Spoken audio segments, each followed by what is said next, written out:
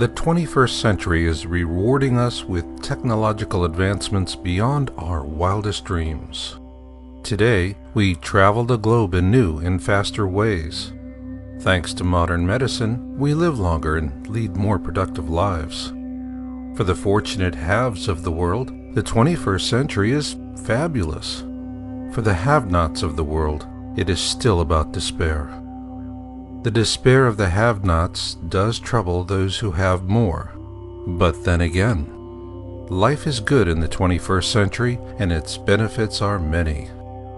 We pursue our careers, shop in well-stocked and brightly lit malls, make lots of money out of thin air, go to college with the hope of repaying our student loans before we retire, enjoy life with our friends, or pretend to enjoy it alone, and take luxurious vacations to briefly escape the stress of our daily lives.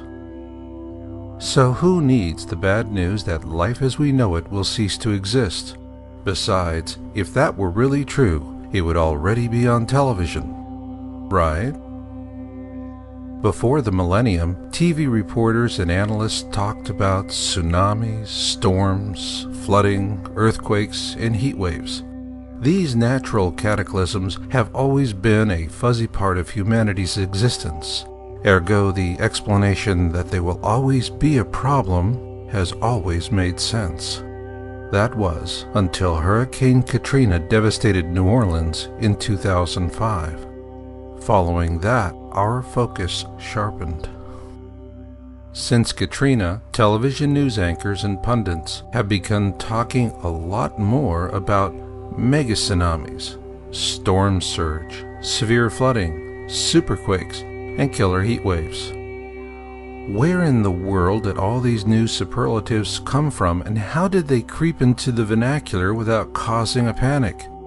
Are TV networks using them to get us to tune in, or does all this go much deeper than that? After the tragic loss of life resulting from the Sumatra superquake and tsunami in December 2004, more precautionary tsunami warnings are being issued after every large earthquake than ever before.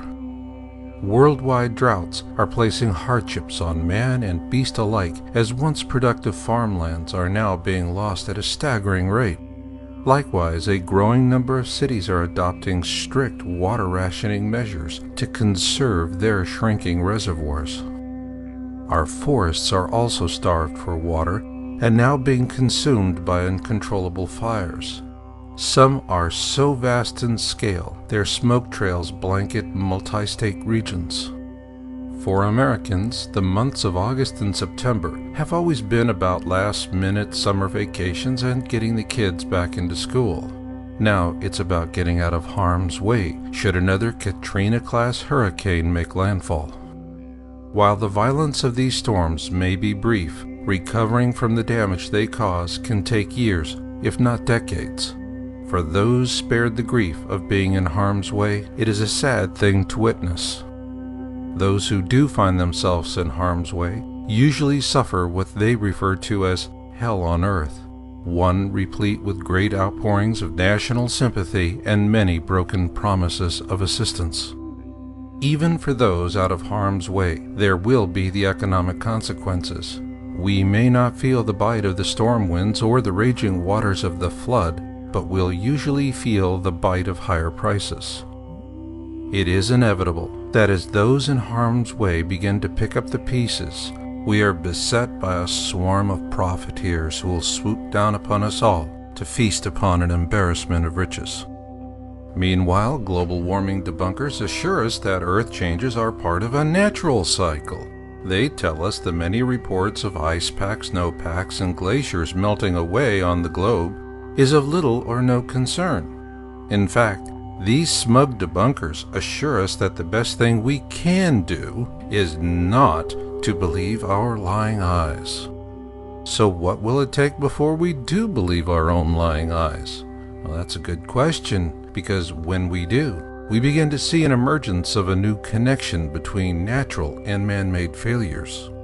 For example, an old steam pipe in New York City suddenly bursts through the pavement and gets national media attention. Given the media coverage, was this really a freak occurrence? Then the I-35 bridge in Minneapolis collapses with a tragic loss of life, a human event worthy of global attention. Although this bridge was known to be structurally weakened, the experts were still stumped. They simply could not explain such a sudden and catastrophic failure. Was this a freak occurrence as well? The truth is, much of America's infrastructure is in decline. A term that best describes it was coined in Russia several years ago. It's what they call painted rust, and we cannot keep on patching it forever. What that steam pipe New York and the bridge in Minneapolis had in common is that both were harbinger examples of painted rust failures. There will be more such failures of these old relics of painted rust infrastructure because they are all being slowly pulled apart by low-level seismic activity. So what is causing this seismic activity? Our infrastructure is much like our own weakened biosphere. Both are failing partly due to our own fault, but mostly because our planet is being increasingly perturbed by something in space. It is a massive object called Planet X, and it is approaching the core of our system. It has caused ancient cataclysms, and by 2012, it will revisit some of those cataclysms upon us once again. Could this really be true? If you're willing to believe your lying eyes, there is scientific proof.